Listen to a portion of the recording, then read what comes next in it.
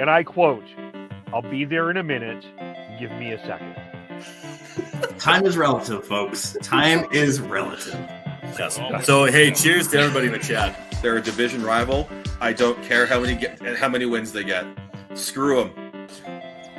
That wasn't the take I was expecting to hear. I want to gush over watching live Chris Tanev. I think that we completely underestimate the skill it takes to play defense. One highlight or several highlights does not a Calder trophy make. I'm stepping in here. I'm going to be the crotchety old man here. They need to learn patience. They need to understand the tension, everything, and the drama. How dare! Look at this. How is McDavid not getting a penalty? You guys need to calm down with this, okay? You guys need to calm down with it. Hello, and welcome to a Wednesday edition of the Shifts and Pucks podcast, which you can follow us on Twitter at Shifts and Pucks, Facebook.com, Shifts and Pucks, YouTube.com, Shifts and Pucks, Twitch.com, Shifts and Pucks. Subscribe wherever you get your audio, as well as on the Area 51 Sports Network. As we're live here, playoff. We have an overtime game about to get started here in Boston, which is an overtime elimination game.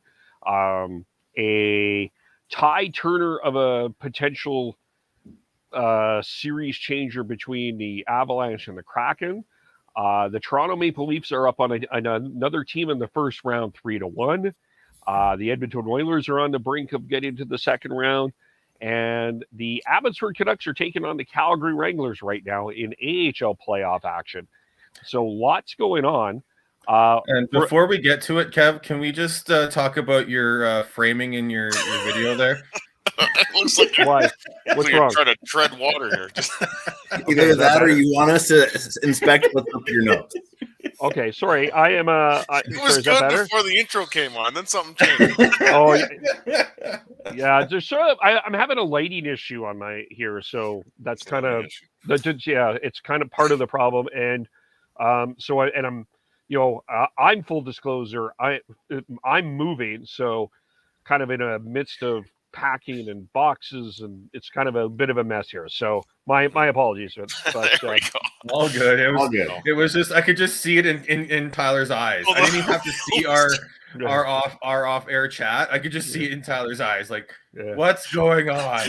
As soon as we came on, I saw it, and then when Sean saw my face, that and Sean and I were kind of exchanging smirks as well.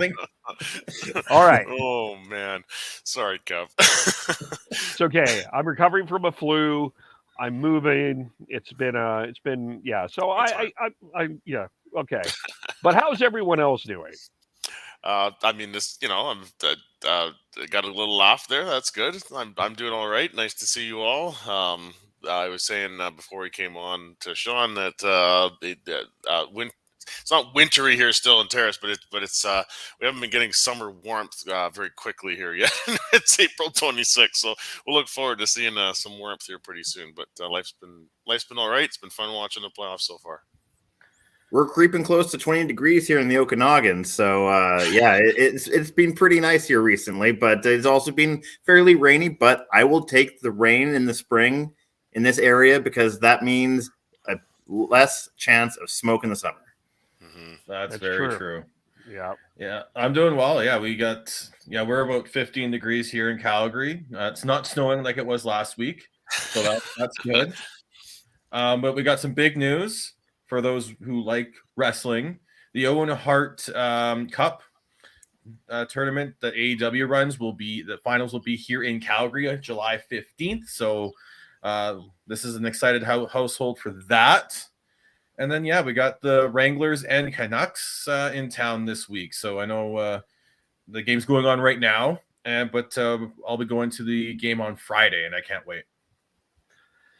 Yeah, that's going to be it's a lot of fun. Both good experiences for both of these teams of some very interesting players. And I know tonight, close to a sellout, if I was led to understand,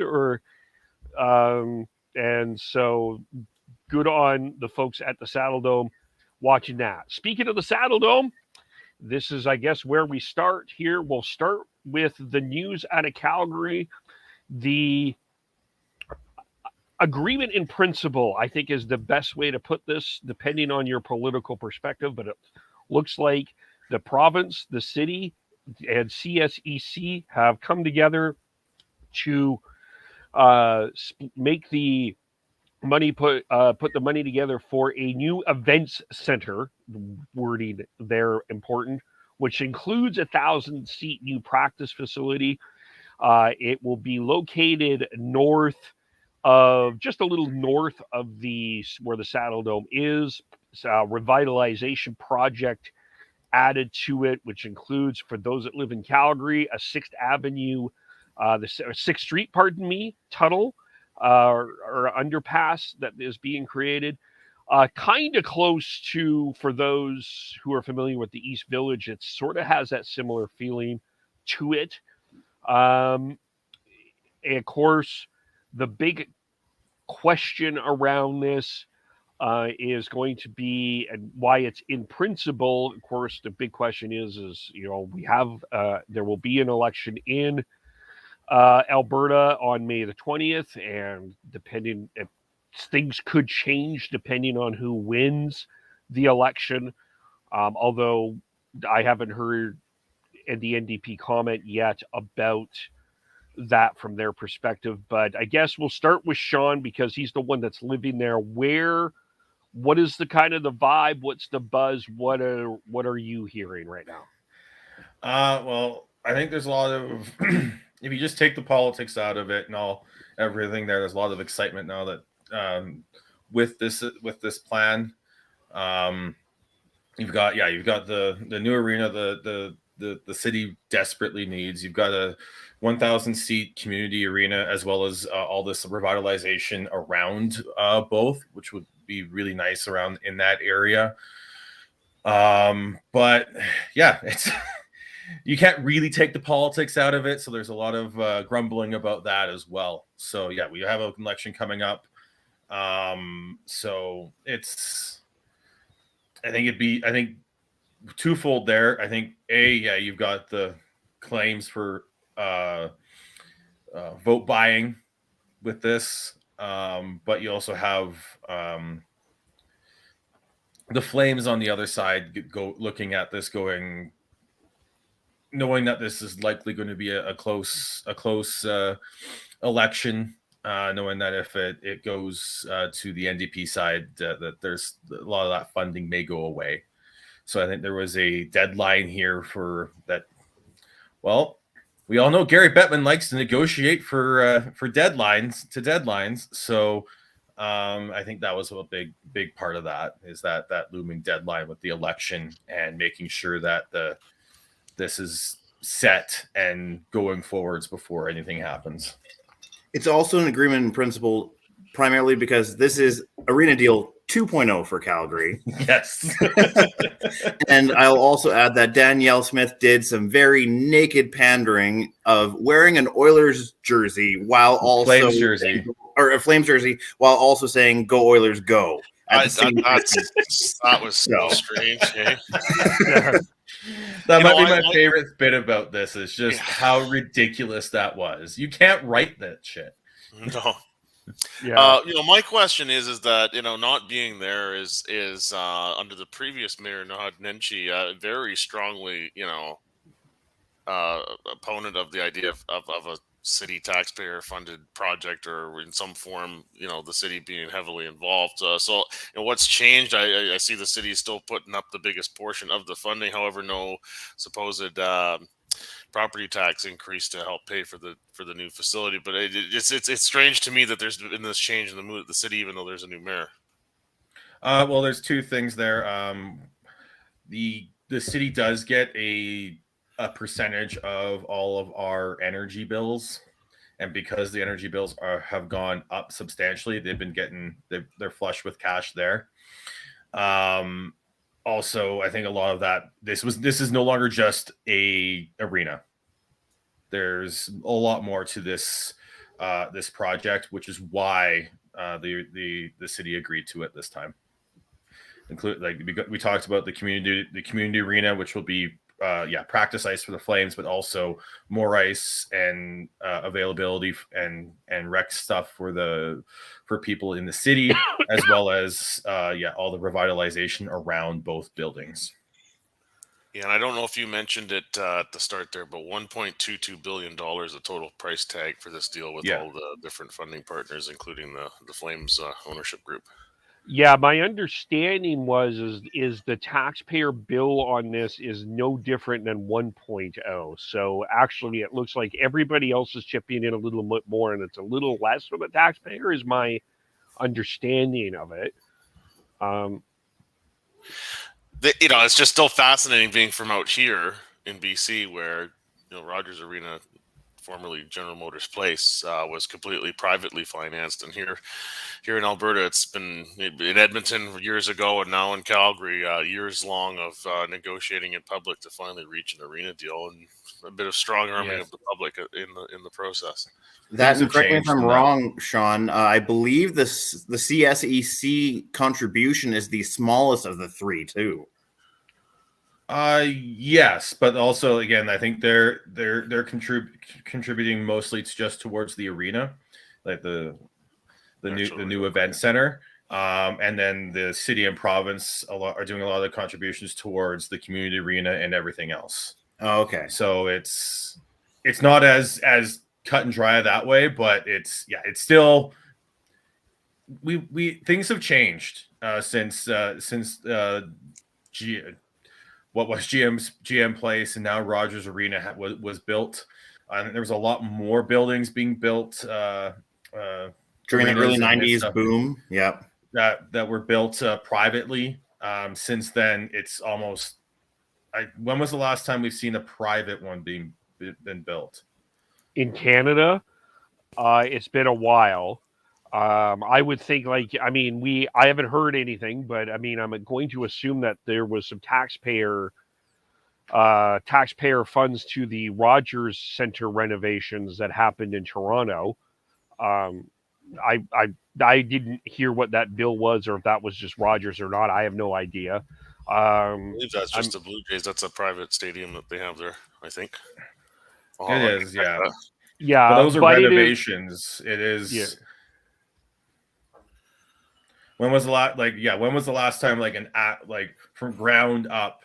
Yeah, especially in Canada. I get what the question is. It would be what is now Scotiabank Arena, the old Air Canada Center. I believe that was a fully privately financed one as well, or maybe the arena in Montreal. One of those two.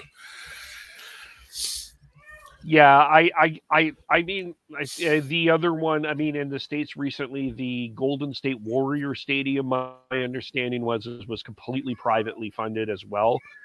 But this doesn't seem like this is a stadium. This seems like this is a community project. So, that's how they're selling it now these days, though, too. Yeah. Right? Yeah. That's how you have to if you want to have taxpayer involvement. Yeah, I think you're. Sorry, sorry. Maybe I missed you said it's hard not to have taxpayer involvement. Is that what you're saying? Oh, that's how you have to brand it if you want the taxpayers to be contributing to part of it. Mm-hmm. Yeah, and I just think right now, I think in Canada, it would be very hard for me to believe that an arena would be completely built on private funds. Even if that happened here in Vancouver, I think there would be some taxpayer paying the bill for it as well, because you end up using this. You use these stuff for a lot more reasons than just the hockey arena, right? You end up, and a big thing in Calgary that has been the discussion point for years there is the lack of getting good concerts there, and how the Saddledome was not a good concert venue. So now you have a center that has, potentially could be something that helps that out. And there's a number of other ways that it will help and serve the community entirely. I just think it's hard. I understand where the taxpayer argument comes from. I just think it's hard for that to actually happen. Mm-hmm. Well, unfortunately, now that ball's gotten rolling, it's hard for any team. Every team's going to be looking for that, right? The precedent has been set. Yeah, and I mean, I haven't been to Edmonton since the new arena was constructed and opened up there, but it sure sounds like it's been quite the success in a broader public benefit sense with their ice district and how that's all been developing there. So, and that's been now almost like 7 years almost. So that probably might factor in a little bit into some of the decision making that here and the folks in Calgary probably thinking, hey, why can't we have that too? Yeah, especially when it's a inter province sort of sibling rivalry, if you will, between the two cities. Yeah, and was this an election? You know what? I just my whole thing with the election buying votes. Can you tell me an election that no one is offered some sort of buy a vote? Like a party, Yeah, I mean parties do that every all the election, time. every election's got stuff like that happening. I mean, Tyler, how did John Horgan win? Yeah, there's always stuff dangled in front of the public. That's like this that people can relate to, right? It's not they're not like broad like really abstract concepts like, oh, a new shiny arena. That's easy to that's a big attention grabber, right? Yeah. Although I'm just hoping in Calgary this time around that we're not going to see any sort of election ads as the banner inside of the arena like they had the Bill Smith ones during the Calgary mayoral election when Nenshi was still trying to get back in. Oh, yeah. Because that kind of brought an extra level of toxicity to that whole relationship. And I think that was kind of like the start of the end of that Flames and City of Calgary sort of deal that they had for 1.0. Yeah, I wonder just from that perspective if ultimately City Council just said, you know what, I think it's it's been enough of this nonsense, get it done and move on. I don't think that the bickering was helping anybody, and ultimately I think if we were to Monday morning quarterback this, I think probably privately both sides have some apologies to the other side to give. And you kind of just, I think the best thing, get this done, move forward. Everyone knows that this is needed. And ultimately we'll see, we'll wait and see that once the constructions begin and that all starts, I think that we can start moving forward. Right now, I guess we're still in the beginning phases of it. And I think the other, I don't think this was the tiptoe of everything. It wasn't. But I do think it was interesting to me that there were players coming out, especially ones that signed some pretty lengthy deals in Calgary, saying publicly, you need a new arena. And I don't think it tipped the scales. I think they were probably on their way to this anyway. But when you get new players coming into town and saying we need a new arena, that's especially after everything that has happened with the Flames in this during the season. I think that said something that this had to be. It made me think that this has to become a priority that has to be fixed soon.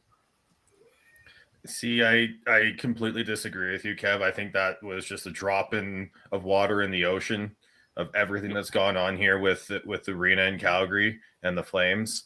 I think that this deal was well on its way to being done a week ago when those comments were made. Yeah, no, of course, I'm not saying that it wasn't on its way, but other than, and Eric Francis said this, and I know that some people don't like Eric Francis, whatever, but Calgary doesn't have a lot to really offer someone in terms of free agency. Like, it's not Vancouver where you have a lot to offer in terms of views and beauty. Like, not really. Toronto, Montreal, that's not. Like, even Edmonton, like Calgary is probably, I would say, in terms of free agency right now in Canada, would be in the bottom half, that you have to overpay players to come to Calgary. And so, but they've known that for years, though. Yeah, I want to just jump in on this. I pay a lot of attention to the Blue Jays, obviously, as an interested baseball fan, and they've constantly emphasized improving their facilities, both their home stadium and their spring training complex down in Dunedin, Florida. And I think it's for similar reasons. You got to continually make a strong effort on that, in part to attract good players. And like Sean said, this arena deal was well in the works, despite what some players might have said last week or the week before. But it's been an ongoing issue for the Flames for years here, that they're that's a competitive disadvantage in trying to attract talent to their team. They need a new arena. That's definitely an issue. Yeah. I feel like if it had been a guy that had been in Calgary for a long time, it may have had a little bit more gravity behind it. Like if a Michael Backlund had said that, like, hey, this needs to happen. Like, this thing is dilapidated and old. Whereas, like, because Mackenzie was so new to town, I'm not sure if it has the same weight. But yeah, I don't have too much to add in this conversation. Well, I mean, it doesn't. I don't think it had the same impact that Troy Stetcher had in terms of picking up your dog crap in Calgary, for sure. I got a lot of play. Yeah, that or Anthony Bass asking airport employees. Yeah, freaking out at an airline and getting absolutely roasted on the Twitter. Yeah, that's the Twitter for you, though. Yeah, that's the Twitter. So I guess in terms of that's interesting. Tyler, I guess from here in terms of one thing that Jim Rutherford, and we'll start with Tyler and everyone can contribute, but Jim Rutherford has talked about a new practice facility, at least in Vancouver. I don't think we could see it. Wouldn't expect a new arena in Vancouver. Like, I don't think that would happen, but it is getting a little older. Renovations. Yeah, I mean, this idea. Okay, so first of all, the idea of Rogers Arena, being like outdated in some fashion. I don't know who's like nobody's. I haven't heard anybody like talk about that. Yeah, it's the fifth oldest building or whatever in the league, or will be, but. A lot of buildings came in a relatively short period of time in the mid '90s and thereafter. So, I think for another 20 years, probably there's going to be continual upgrades and changes and renovations made to the facility to keep it modernized and to keep improving the fan experience and the experience for the players. But I mean, that's not any kind of concern for me, and I don't know if it is for anybody, is it? I feel like it probably, if anything, might fall in the same vein as, like, maybe not to the same degree as Madison Square Garden, but in that same sort of fashion of like continual upgrades because they're in an ideal downtown location. And the Aquilini group has also been putting up condo towers around the arena as well. Yeah. So yeah, I don't believe it's going anywhere, because if you don't have that arena there, unless you demolish the whole thing and build from scratch on the same site, I just don't see how it's feasible to have a new arena in a better spot. Yeah, and then what's your interim solution there? I agree. I think if like even the SkyTrain infrastructure that leads right up to it, right there. Yeah, I think if there was ever to be a new NHL arena, it would have to be on the same footprint. Yeah, but yeah, like you were saying, Tyler, I think it makes a lot more sense for the Aquilini or whoever a future owner might be, if the Aquilinis ever sell, of just continual upgrades because of how much money they've already poured into that location. Yeah, and it's also a privately owned. It's like part of the Canucks holdings. Yeah, like it's not a pub. It's not owned partially by the public, so they get everything out of that arena. Every ticket sale, every merch sale, every food and drink sale, they get all the profits out of that. Yeah, I believe you were searching for Canucks sports and entertainment there, Sean. Yeah, exactly. So, yeah, there's been talk. Well, there was a cockamania idea that came up during the Surrey election about some sort of new stadium in Surrey, 60,000 seat arena stadium, I think of what it was, or something ridiculous. Yeah, which was nonsense. But I mean, in terms of around Metro Vancouver, I think Surrey does probably need some arena facilities. I think going forward. That is a city that is growing very quickly. Give them like a equivalent to like an 8 rinks or like what Burnaby has. Like we're like asking for like arenas, like a community arena, like the 1,000 seat one that's going in Calgary. You also have the practice arena up in Edmonton that they got as well. Winnipeg's got one as well. That's completely different from just getting a big ass arena. Oh yeah. So it makes like, and that's the other thing. Like, if there was going to be another arena built in the Vancouver area, it becomes so complex with the civic funding from that because depending on where it is, guess what? There's going to be so many people coming outside of that are going to be coming outside of that region. Like you got if it was in Metro Vancouver, I don't think they've got the tax base to do much there, right? So then it's all out in Surrey. So yeah, I think it's very complicated in the Vancouver area, but I think Rogers Arena is going to stay there and be the Canucks arena and for years to come. Yeah. I think it will be something that they just continually upgrade.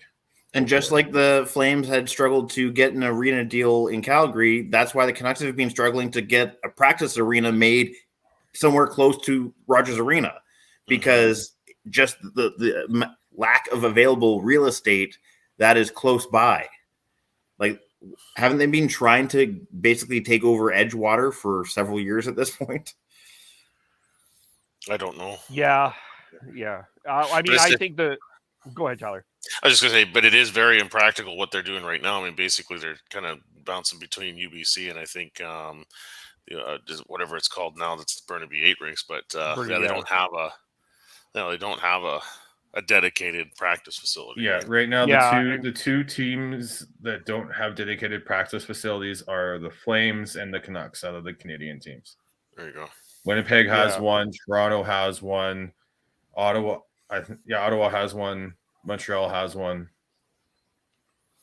So yeah, I mean, I think then it's a problem too with both the Canucks and the Lions because of being the Lions practice out in Surrey as well, and they've done that for years. So I don't think it's that big of a deal. But there's always going to be the question about the future, what you're going to use with BC Place. If it would be better. There's been a lot of CFL thinkers out here that think that it would be better to have a football stadium outside of the Vancouver area and just give BC Place to the Whitecaps.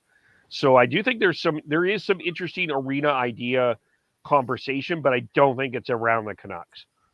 Although, just to push back on that initial idea, and not that it's yours, Kev, just from what you heard, but to me, like, do the Whitecaps bring in enough revenue to even maintain a BC Place on their own? I'm not sure that they can. Again, that's the BC Place is run by the province. Yeah, see, that is a so it's both. I think ideally both the Lions and the Whitecaps would want out of there because neither of them fill it. No, and if it was up to either one of them to basically sustain it on their own without basically government backing, both of them would probably lose money annually in that space. So that's BC Place is it's a really nice spot, really nice stadium, but it's not used well. And and here in Calgary, like the Stampeders the CFL struggling for attendance as is outside of Winnipeg and Saskatchewan. Yeah. The Stamps at McMahon are only outside of the Labor Day Classic and any Riders games. They are only going to be selling up to like row 52, I believe, something around there. How high up? So, just because I've only been to a handful of games there, how high up is row 52? I think about 3/4 of the way up. Okay. It's 3/4 up. It's not horrendous, but it's also not a good look. And that's the one thing I will say. We'll move on here. But the one thing I do think is still a concern for me is the lack of a building of a proper football stadium in the city still concerns me in Calgary. Yes, especially when the current commissioner is on record as saying there will be no more Grey Cups in McMahon Stadium. They are working on another field house and potential stadium project as well, as far as I understand. Yeah, because that was part of Arena Deal 1.0, right? Yes, it was. No, it wasn't. That was part of Calgary Next, which was Calgary Next, right? That was the completely failed one that was supposed to be on the west side of downtown. The was Greyhound location. Everything, yeah. I guess we should thank everyone for coming to our TED Talk on professional sports facilities. And considering the title of our episode, should we talk about playoffs now? Yeah. Yes, playoffs. because I'm more interested in sports facilities. Yeah. I'm here to talk about sports facilities. By the way, we still do not have a team eliminated from the Stanley Cup playoffs, as the Florida Panthers did not trail tonight. Boston brings back Patrice Bergeron, but Sergei Bobrovsky becomes put on his Columbus Blue Jacket jersey tonight and saved the day. And Florida's still in this series with Boston. That means we still do not have an elimination yet. I have this hope. I know it won't happen, but I have this would be great. An ultimate chaos if all 8 series went 7 games. Sorry, Devin. Yeah. Give Florida credit. They're hanging it. That would be amazing. And although I think Devin is a fan of chaos, it's just he doesn't want the anxiety of the Leafs in Game 7. Yeah. Just to tell the full story there. Hello, old friend Matthew Tkachuk, 6:05 into overtime with backhander past Linus Ullmark.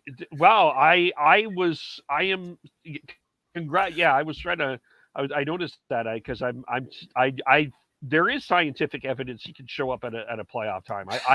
I have not. I mean, he showed up for a couple games in the playoffs last year, Kev. He just disappeared for a couple as well. Yeah, that's the problem. Anyway, we'll see here as well what happens there with Boston and Florida. But I guess I think the one that is catching a lot of our attention on the east side anyway, and it's the Toronto Maple Leafs are up on the Tampa Bay Lightning 3-1. There has been 2 days off between the series here, so they're back tomorrow. I guess let's start with this question. Is this a different Toronto Maple Leaf team? I think so, but it won't mean anything unless they get that 4th win. I know that's stating the obvious there, but Sheldon Keefe said it after Game 3, and Ryan O'Reilly kind of took over the game late, tying goal, key shot block at the end of regulation, wins the face-off to set up the overtime goal by Morgan Riley. But it just feels like those are the kinds of games in the past that the Leafs let slip away, and now they're finding a way to win these games. And then how about a couple nights ago? Down 4-1 in the third period and storm back and win it 5-4 in overtime with deflection from Alex Kerfoot. So, it looks a little bit different, but now, you go back to home ice and the anticipation of closing this out. And, if they don't get off to a good start, could be pretty tense there inside Scotiabank Arena. And we'll see how the team responds if they find themselves in that scenario. It's the 21st century Leafs. It ain't over till it's over. Yeah.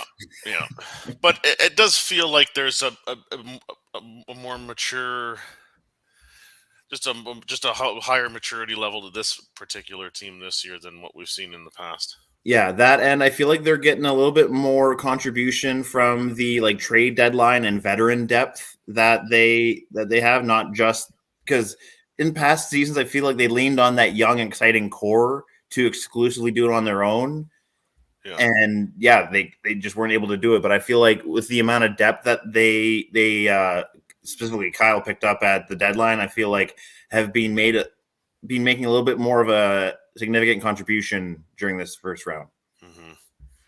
Yeah, until they actually get it done, like I mean, Credit to the Leafs. They did the comeback from a 4-1 deficit in that last game. But And that's still amazing how much of a Twitter trending topic that was. I mean, that was that's 10 years ago, the collapse there against the Bruins. was that really a decade already? Wow. Yeah, and like that, those kinds of things just like live with people forever. Like it's hard to get over that. I mean, I still kind of vividly remember where I was watching that. I'm not even a Leaf fan. It was just like, guys, like, like, what are you doing? How can this happen? Like, it made me sick, honestly. So, people are feeling a little more optimistic now that the Leafs are on the other side of the coin on that one. Yeah. Normally, I wouldn't be a fan of going back to a previous topic, but I feel Steve Smith really hit an awesome, ironic point in the comment that we just saw. Yeah, someone can highlight that. This guy, I know. Throw it on there here. I know we're going back here, but this is a good question. How the old free enterprise province relies on government funding. Yeah, socialist BC had it 100% private funding. Yeah, I that's delicious irony for me. It is what it is. It's just different. Yeah, I see your point, Steve. That's what I'll say. Yeah.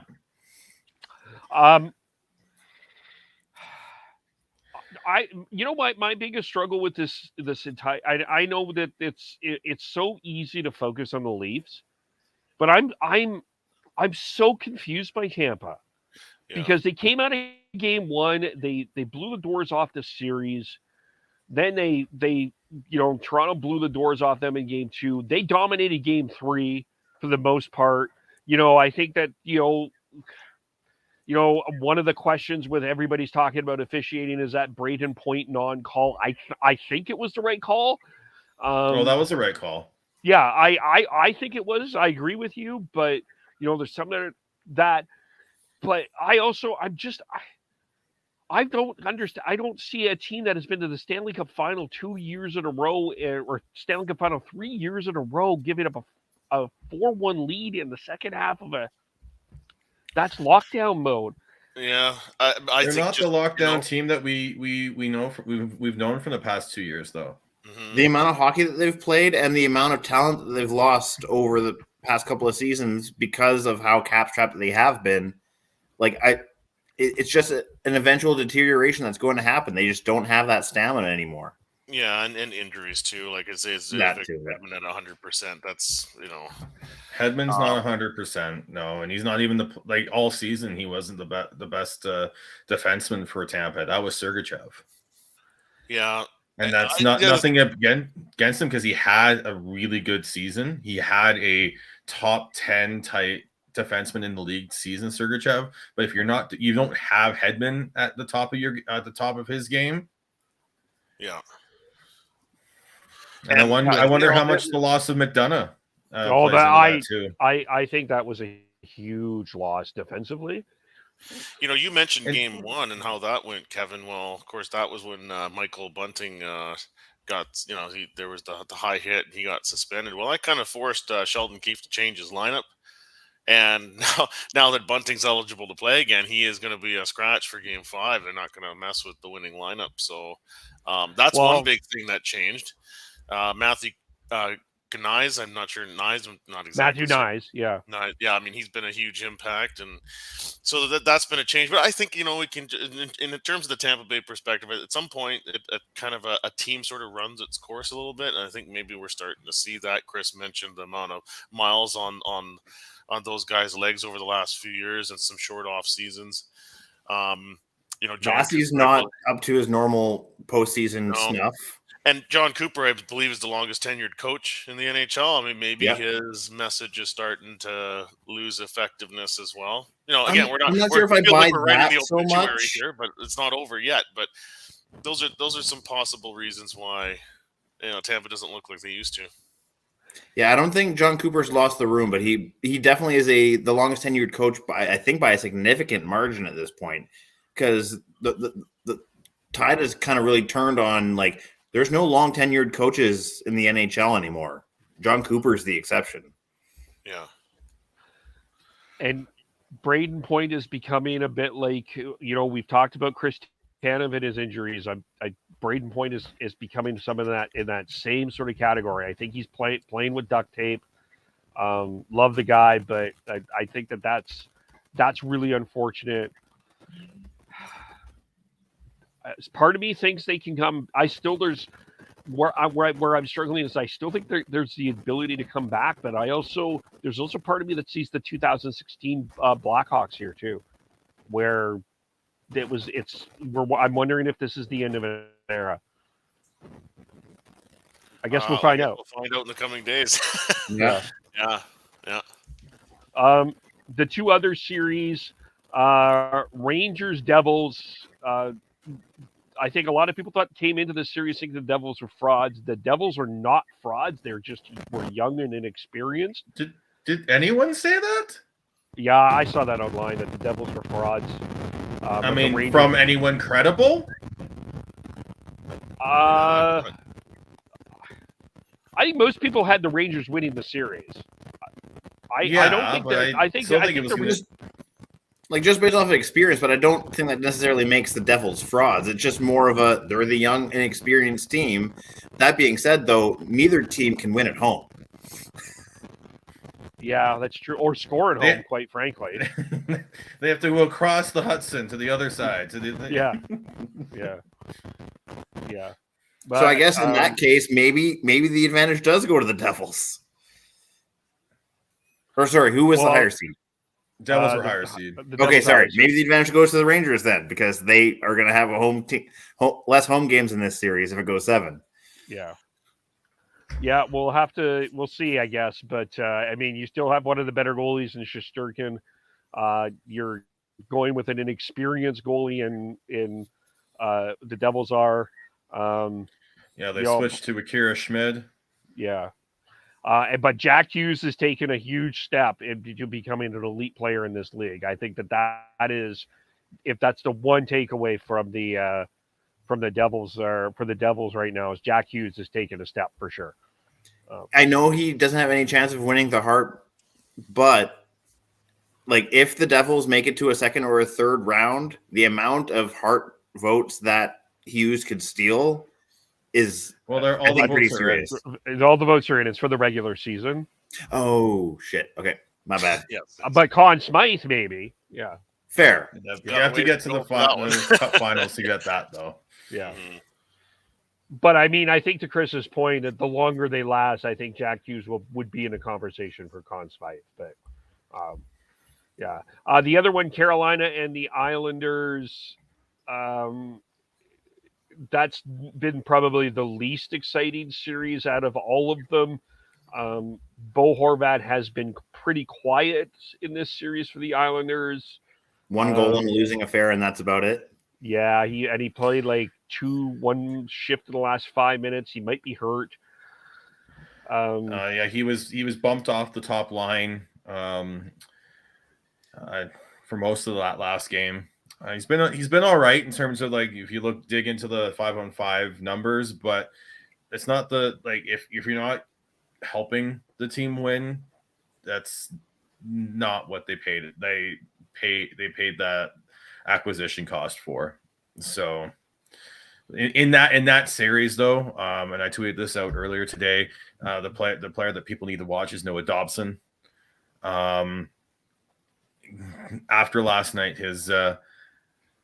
he was starting his shifts starting percentage with offensive zone start percentage was 35%. So he's starting 65% of the time either in the neutral zone or the defensive zone, and he's absolutely driving play. Like when he's on the ice, they're getting shots, they're getting good scoring chances, they're outscoring the team, the Carolina Hurricanes. And I just watch Noah Dobson. That 2018 draft class is ridiculous for defensemen.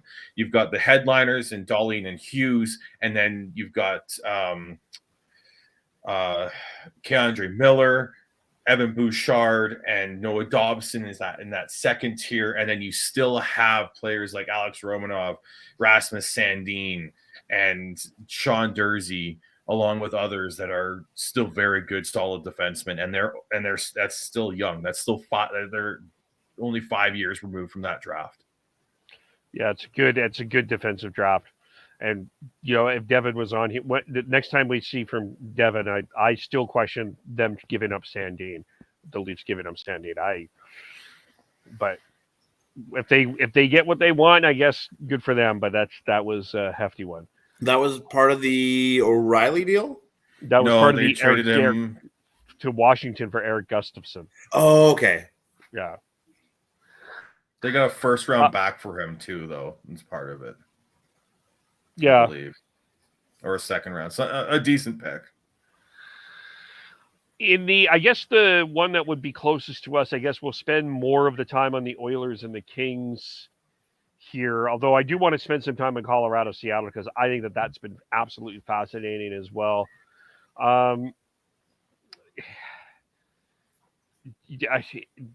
This series started. This was an absolutely fascinating start to the series because it was, and Leon Draisaitl has been absolutely phenomenal. I would suggest if he's not been the best player in the first round, he's second behind one other person. I think I could put up there, but I think I heard from Merrick that he was in on 14 of the 15 first goals from the Oilers in this series. That's pretty crazy. Yeah, he's been unbelievable. But they couldn't hold the lead. They weren't able to hold the lead, and then the LA Kings had an opportunity to hold the lead, and they couldn't hold the lead. Looks like right now the Oilers seem to have control of this. It feels like that the Oilers' offensive skill players have kind of locked this down, and the Kings, as good as they are, don't have the offensive skill to keep up with the Oilers. I'm feeling that's where I'm at this point. Anyone seeing this differently? I think that the Oilers are just finally getting a full top to bottom contribution from their team. There's just generally more commitment to good puck management and better defense. You're getting scoring from the third line. You're getting, they're not needing Connor McDavid to just go out and save them every shift and every time he's out there. In the last game, he was, I think, asserting himself a little bit more, but he's not having to, in my opinion, cheat for offense because the rest of the team's failing to get it done out there. And then I was a little bit, not entirely surprised when they made the goaltending change. I mean, myself and a couple of guys I was watching with, we were kicking that topic around just before the Hockey Night panel started debating it between periods, and lo and behold, here comes Jack Campbell. But I think obviously that move paid off, and that's just another sign of the depth that Jay Woodcroft has at his disposal here to, try and get through a pretty tough opponent, a very stingy, experienced team. And, it's just interesting to me that Jonas Korpisalo is not, definitively out goaltending Stuart Skinner. And I kind of wondered, if goaltending was going to be an issue for the Oilers, but really no, it's just been a tight series, and the Oilers have been finding some ways to get through here in situations where it didn't look very good for a while. And I feel like with the Oilers, they now have a more well-rounded team in the sense that the guys like Hyman and Kane bring more of a rough and tumble sort of aspect to the game. Whereas for years, the Oilers were just this high-flying offensive team with really no grit to them other than outside of maybe Cassian. And that power play with Evan Bouchard quarterbacking it there has just been – it's gone up to another level in my opinion. It's almost now like they're better off trying to set up the shot to him than to Draisaitl over on the right side there. But to have those two options on your power play is, no wonder it's been so effective. Sean, were you going to say something? Or? Oh, I was going to say, the big thing for me is, the goaltending. If LA was going to have a chance, they were going to have to shut down at least one of McDavid and Draisaitl 5-on-5, and they have done that. McDavid's basically been nullified 5-on-5 for the most part this series. but they also needed the to have the edge in goaltending, and they haven't. Yeah, so whereas anyone else, was anyone surprised that Woodcroft went back to Skinner after Game 5? No, I mean I think in this situation with it tying the series and still there being at least 2 more games, I think it could have gone either way and been correct with that. Had they made the change and Campbell was, he came in and looked pretty shaky, and had they ended up losing that game and facing elimination in Game 5. I think then you'd got to go back to Skinner and go down with the guy that got you there. But in that particular circumstance, I think it would have been fine either way. I like it. It's a show of faith from the coach that he's my number one in Stuart Skinner, and it just looks steadier. I think if you're the rest of the team, when it was just a situation where it wasn't so much blaming falling behind on Skinner, was just they needed to do something to try to shift the momentum there a little bit, and he played that card and it worked out. But go back to Skinner. He's been your guy that's gotten you this far. Yeah, but it's funny though, because I think the turning point of the series was Campbell's save on Hardfredson. Yeah, in the third period, because it would have been 3-1, and but it's funny how that works, eh? Yeah. Yeah. This is one. I mean, I'm hoping for all 7 to go 7 would be hilarious, but I think the Oilers are in the driver's seat here. I would be surprised if this goes back to Edmonton for one more. Myself, that's kind of where I'm at. A very interesting wrinkle to this series, of course, is the 3 days off between games 5 and 6 here. And who, does that advantage one team more than the other? Edmonton's got some momentum here. If you're a big believer in momentum during the playoffs, is that an unfortunate break for them? And Edmonton's LA's going back to a home game here. I don't know. That was brought on by the fact that the Clippers, Lakers, and Kings were all playing in the playoffs. So they had the Clippers are out already, but they would have been scheduled, I believe, for tomorrow night, and then the Lakers scheduled for Friday night, and then it would be then we'll have the Game 6 for the Kings and Oilers at Crypto.com Arena there on Saturday. So. I could see that being an advantage for Korpisalo. I think he clearly was a guy that needed a bit of a rest. Yeah. So I could see that, but it's just I'm like, the Kings have some good scorers, but there's nothing there that frightens me. It's like there's nothing that says, "Oh my God, that guy will get that goal." Not Adrian Kempe. I think Adrian Kempe is elite, but he doesn't quite scare me. That's fair enough. Yeah, I mean, to me, he's been the biggest concern if you're an Oilers fan. Yeah, I think that 3-day break is a more of a benefit to the Kings to help them regroup, as opposed to the Oilers, who probably would have wanted every second day and ride that high. Yeah, in that sort of situation, if you're the team in the lead, you want less time to be able to ruminate and think about things, because that's where you end up screwing up. Whereas if you're the underdog team, it kind of benefits you to, kind of have a little bit more time to kind of practice and, perfect things that you want to work on. Yeah. Yeah. We'll see. Yeah. We'll have to see. I mean, anything can happen. Vegas, Winnipeg, I guess the other Canadian team involved. It's so unfortunate. I feel for Winnipeg. I mean, you lose Josh Morrissey for the series after Game 3. You looks like there's no Mark Scheifele, maybe no Nick Ehlers. Connor Hellebuck has just not quite been Connor Hellebuck. Just looks like a team that just ran out of gas against Vegas ultimately. Yeah. I wish I had a chance to see more of that series, but obviously the whole home ice advantage thing hasn't really, the whiteout and all that didn't prove to be much of an advantage for the Jets. But do you know that they've lost 8 playoff home games in a row? I did not know that, but I knew it wasn't very many that they'd won. Yeah. Yeah. I mean, I think that's, it's just a bit of a quirk, I guess, statistical quirk. But yeah, no, I mean, if you can't win any home games, you're doomed. I mean, you gotta, Yeah. so yeah, it'd be hard to see Winnipeg coming back, even in the next game here. But Yeah, just too depleted from their big guys. mhm. Yeah, they needed everyone rolling, and not having Ehlers to start the series, and then losing your top defenseman, and now you're Yeah.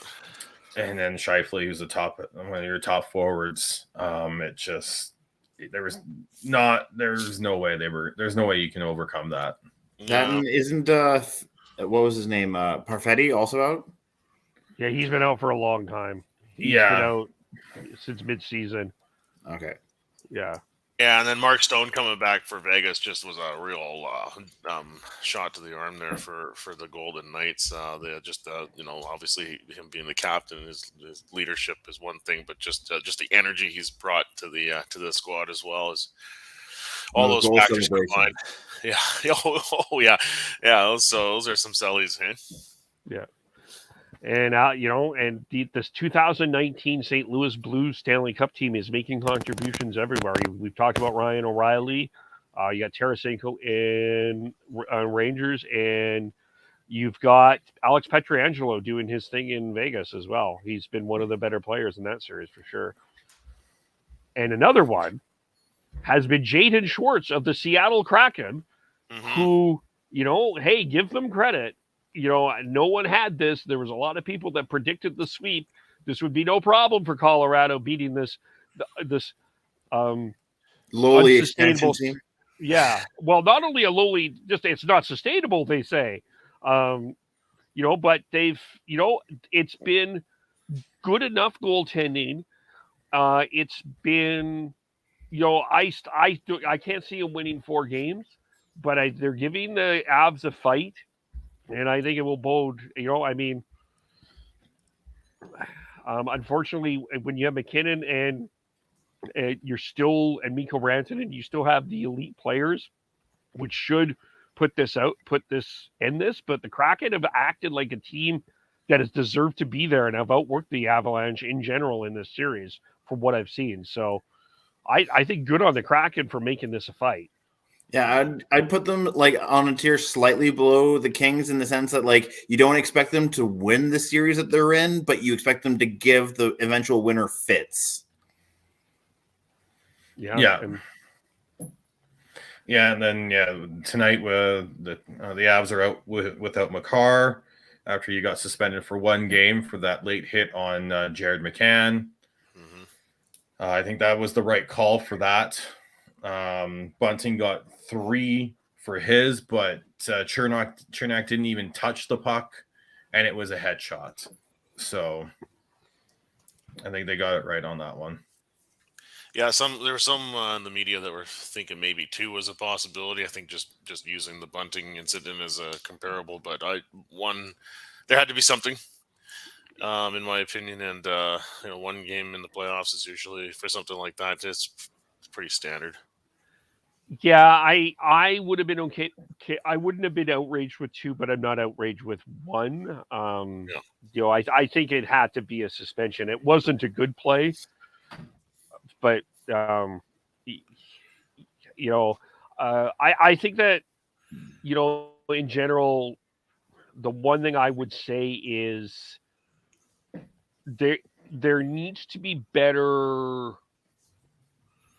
explanation on what the play, how this is determined, and if it's dirty or not, if that makes any sense. Because I think they did a really good job yesterday during the Dallas Minnesota game during the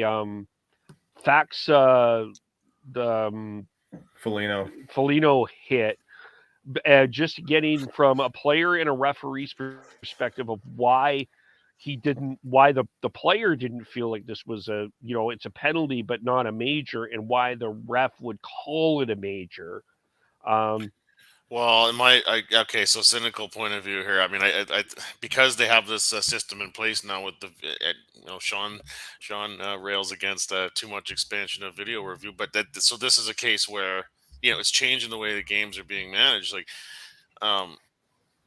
it's so easy now for the officials to just call the major penalty, whether they believe that to be true or not, and then have the ability to go and re-officiate the play on the tablet. Like, I'm not keen on that. I mean, the intention of that rule was to be able to correct like the situation with that happened there with the Golden Knights and Joe Pavelski a few years ago, that led to a bunch of goals and a big comeback in that 7th game. But the idea is to call it a major if you see it as a major, and I don't think that's what's happening here now. What we're seeing is anything questionable where you've got like this like huge reaction to it. They get together, decide to call it a major, and then they get to go back and look at it again. I don't.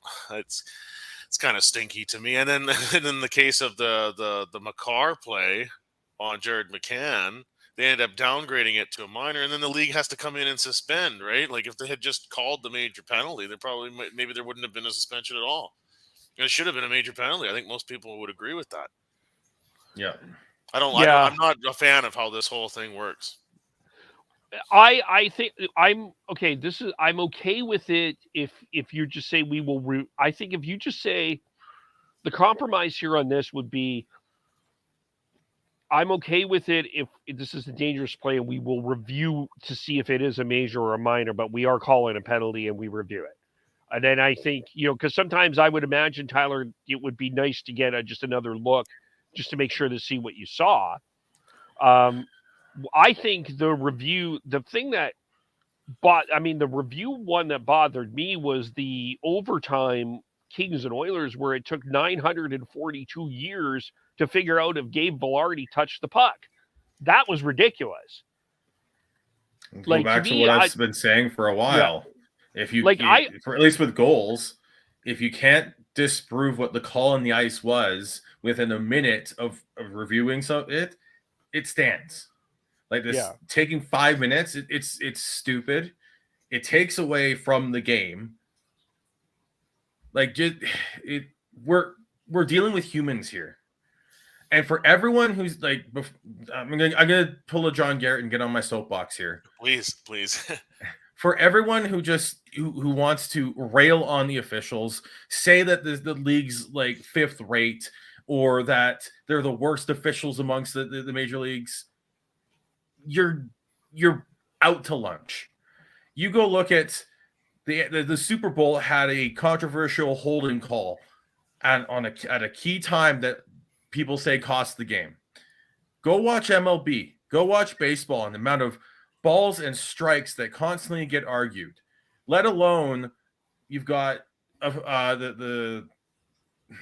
all these new rules, and you had Max Scherzer getting kicked out for having rosin on his arm or whatever. Like, it happens everywhere. It happens in every sport, every league. There's calls that you don't like, or that you see based off of different angles, because we have to remember when we're watching the game, we're not watching it the same angle as the officials. Yeah, and there's 2 of them out there, right? That's the other thing. Yeah.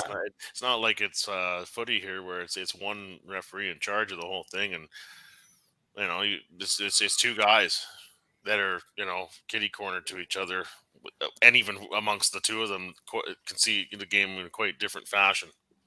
Yeah, it seems like every major league seems to think that they have the worst officiating.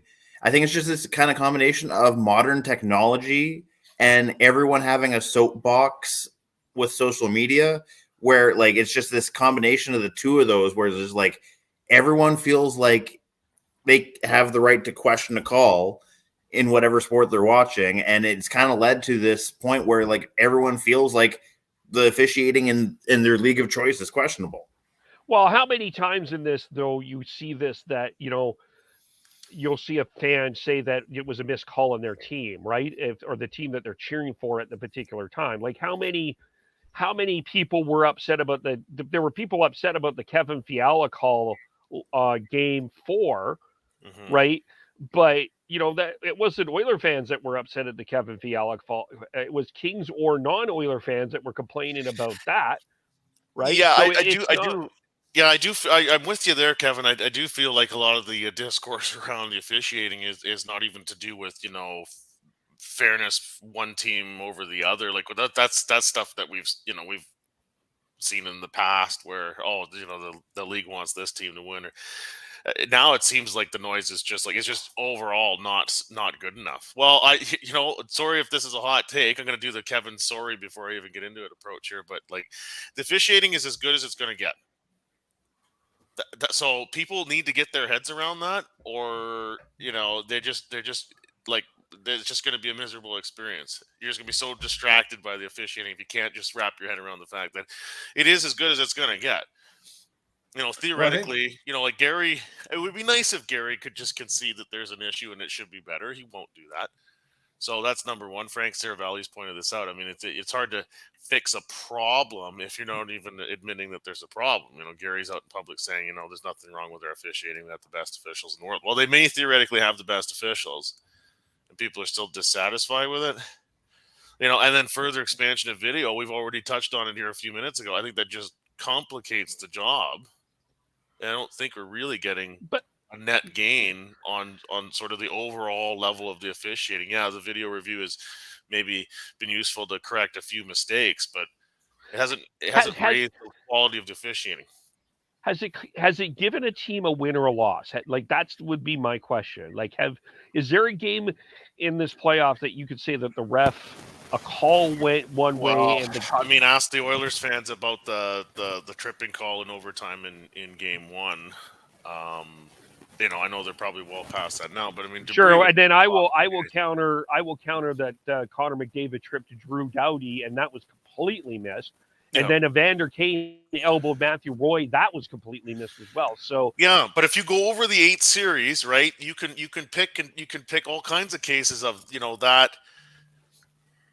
For all the calls that people agree on, there's probably just as many calls versus non-calls that people don't agree on. Like every game, every series has this where it's like, oh, that wasn't a very strong call, and how the hell did they miss that call? I mean, that's like kind of goes back to past that's how it goes. And it kind of goes back to past discussions that we've had where it's been like the officiating changes from regular season to the playoffs. In the playoffs, they tend to let shit go a little bit more easily, to let the guys play, to not interfere with the flow of the game, because that's what makes playoff hockey so damn entertaining. Something that doesn't get talked about much, and I kind of, from my own experiences, feel like this is the case, is that as time goes on, the younger generation, newer generation hockey official has been more they've had it hammered into them more often and harder to make calls. The old way was let them play, and it kind of just at a slower speed didn't quite self-regulate, but that worked in a time where clutch and grab was allowed, and it was slower, and it was a more physical stifle type of style of play. But like the NHL, this year scoring was way up, right? And we've talked about that, and I felt like I don't think that the game's really been officiated much differently. But if that's been appealing, and the NHL's liking their ratings, and they're liking their product, and they're liking what they're hearing from fans because it's based on speed and skill and scoring, are they supposed to then just swallow the whistle all the time during the playoffs?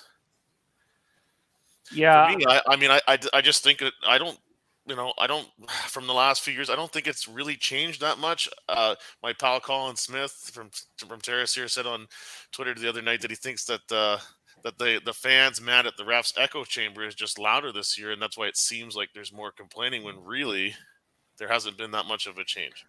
And I also think part of it is that a lot of the media is giving this more attention and using social media too much for talking points. Yeah. Instead of it's just like using the lunatic fringe as talking points, because like you saw it in Toronto with the whole Wes McCauley thing. Like, it's crap. That conspiracy theory is about as bad as anything that we've seen in the past 3 years. It's just hockey related. Yeah. I don't even know what illness from politics has now worked its way into sports. Awesome. Yeah, it's just like most people doing the complaining aren't offering useful solutions. That's the other thing. That and the other thing is we are also seeing people like with these like ideas, which are fine. Like they're good. The NBA has these post-game reports about officiating, and these people and we have this idea. There's this idea that will make officials better. I don't think it will. What you need to do is just again, how does that make it better? How does that make officials better? They already know that they fucked up. Making it public doesn't make it better. Well, it's I would say as a guy that's been in the eval process, I mean, you know before you even get this to the room and see the supervisor what the discussion's going to be about. Well, but it's not. I think there needs to be an education to fans about what the pros like. What was the ref thinking? Maybe, and as a fan or a watcher, you can certainly seem to you can agree or disagree with that, but I think that's where I think there's an education component that can happen here. Just, okay, this is why this is being called, or this is why this wasn't called, or so you use the word thinking, Kev, right? And to me, like as refs, we don't do any thinking out there. It's all instinctive reaction. So my really question to Kevin's point. It comes down more to, sorry, Chris, it just comes down to more, what they thought they saw. Is that what actually happened?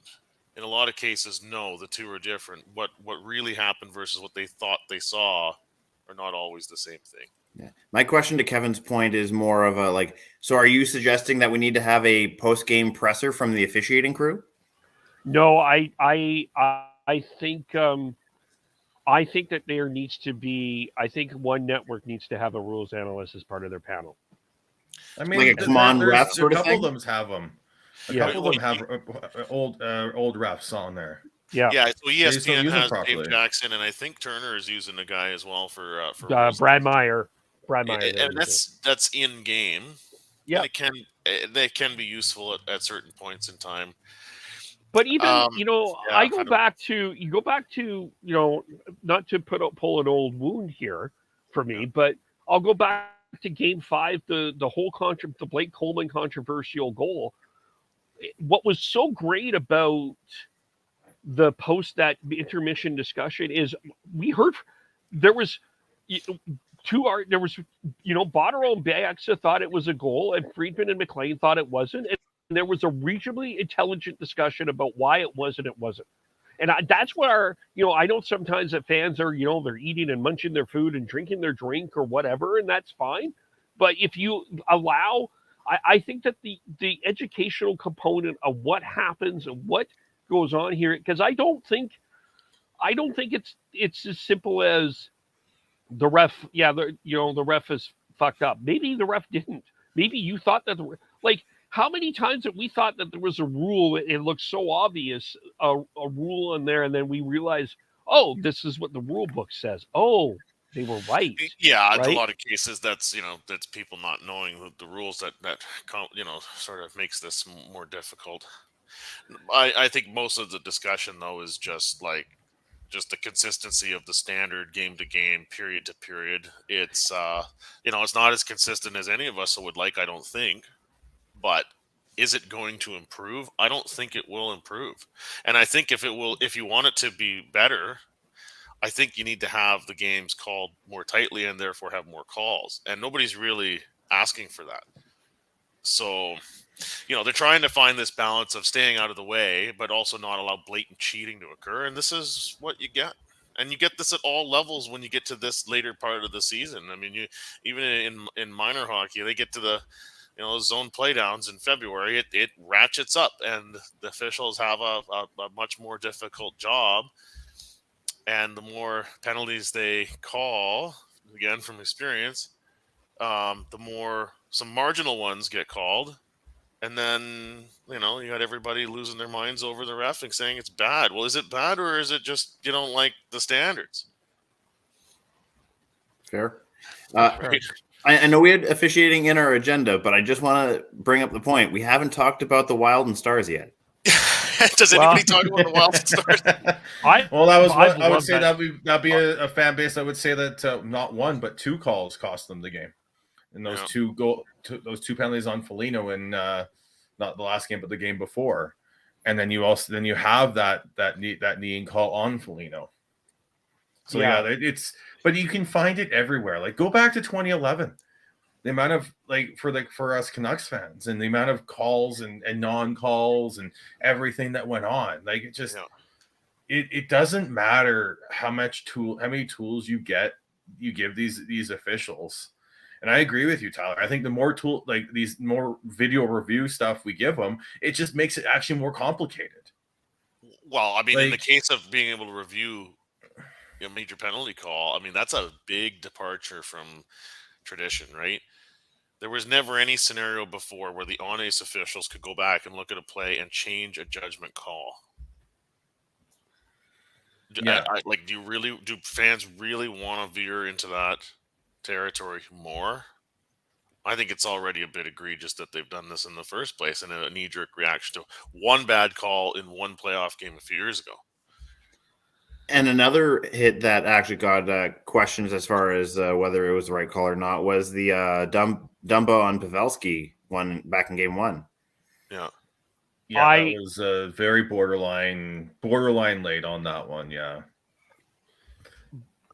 And there was no discipline on that. And I was okay with that.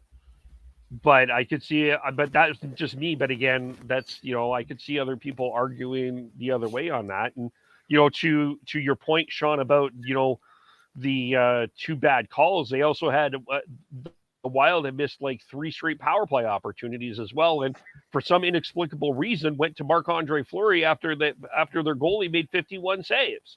So it's kind of their fault if they're in the situation. That's not the ref's fault. That's the whole thing. Is like unless there's a blatant missed call that immediately results in a goal. Yeah. A lot you can have arguments about how they didn't do anything with other things and I mentioned the overtime in game one with the Oilers, and I was a little concerned for my pal Trevor Hansen there as to whether he got that call right, because there was that broken stick that was in the vicinity of the play. You might remember. The video shows the broken stick didn't move at all. So, and then I think it was Desharnais that flung the stick around and tripped whoever it was for the Kings. I mean, it was the right call. Yeah, it leads to a power play goal in overtime and ends the game, but it was the right decision. If the shoe's on the other foot, the Oilers fans are freaking losing their minds, right? Right. Yeah. So, I mean, there's a lot of everything's magnified. So I understand why there's so much discussion about it, but it's like Sean said, it's the media being listening a little too much to the social media echo chamber. And it's fashionable, I guess, to crap on officials in sports in general.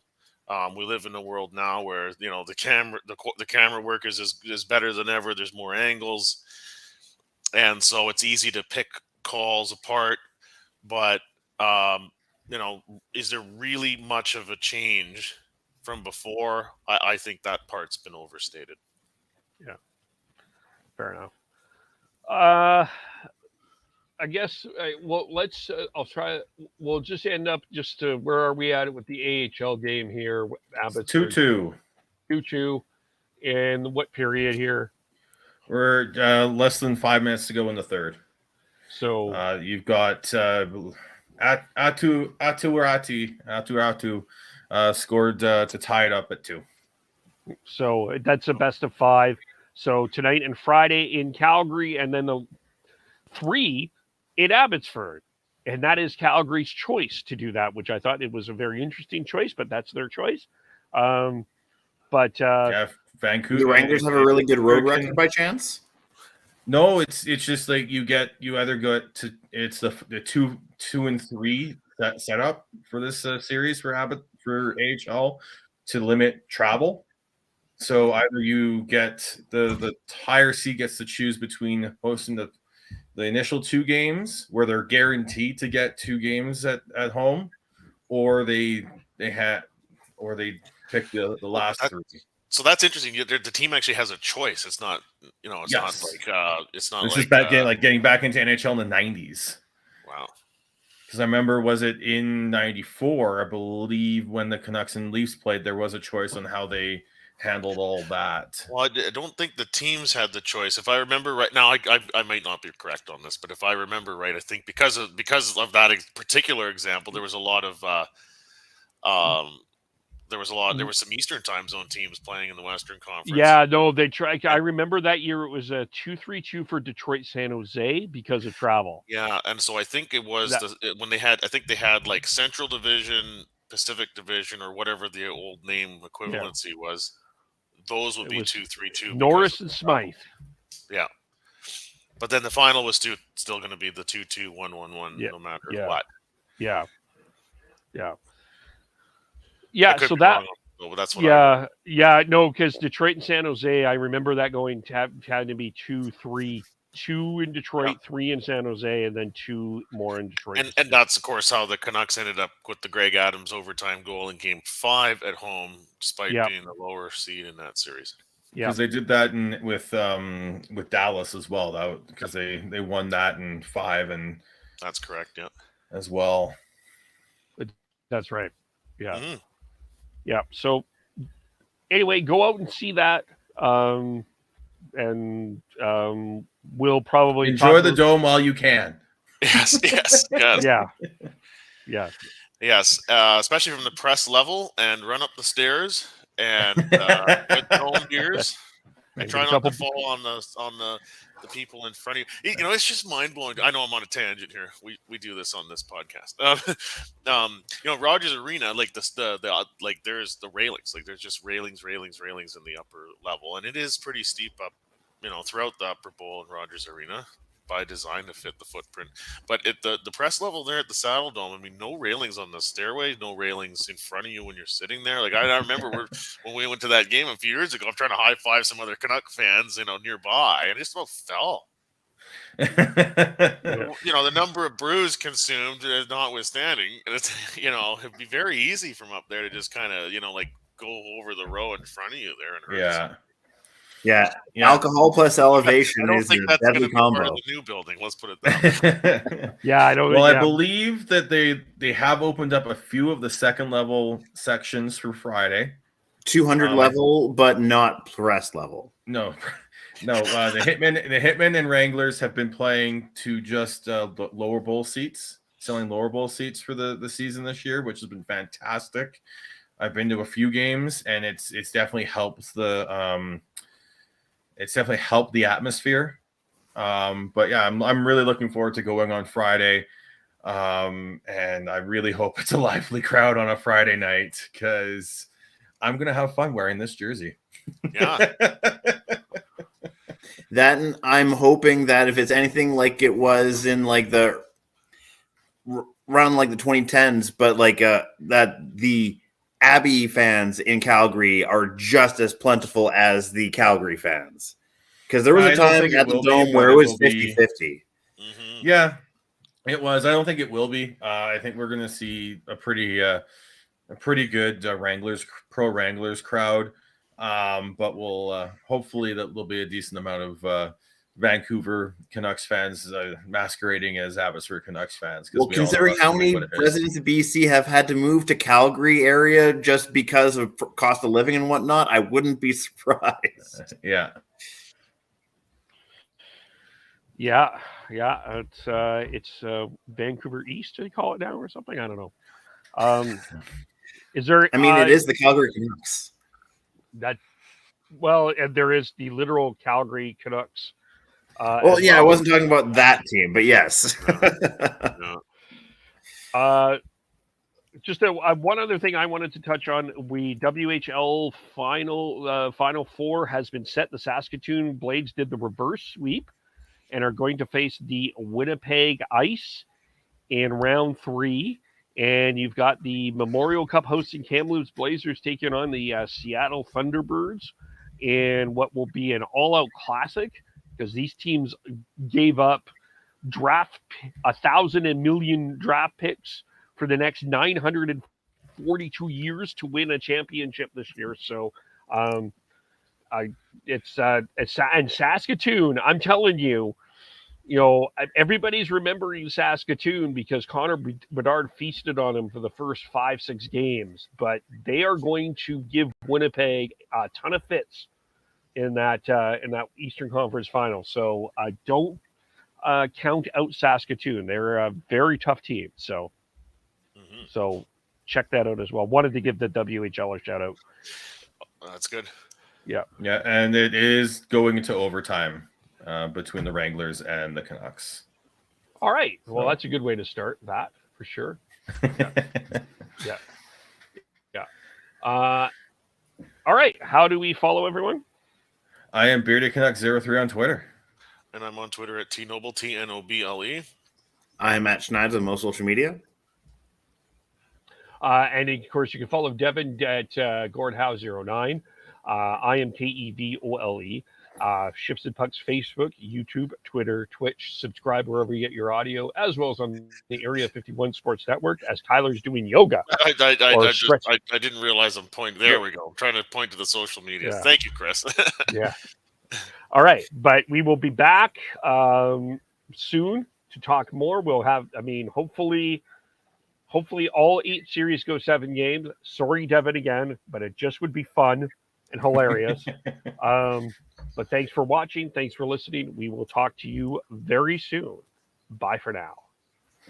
As I find there.